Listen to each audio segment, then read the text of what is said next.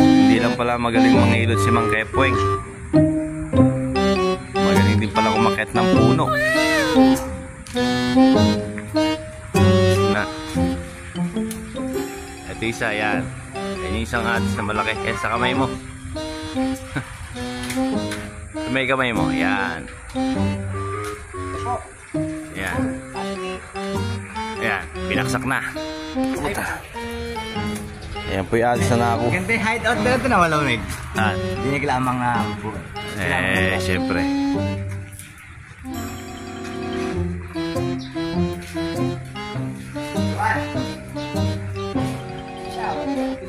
Oo nga, maabot mo ba?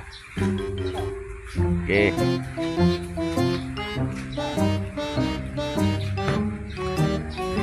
Ito ang gamot sa hilot. Yan. Oh. Kaya po yung nangatis.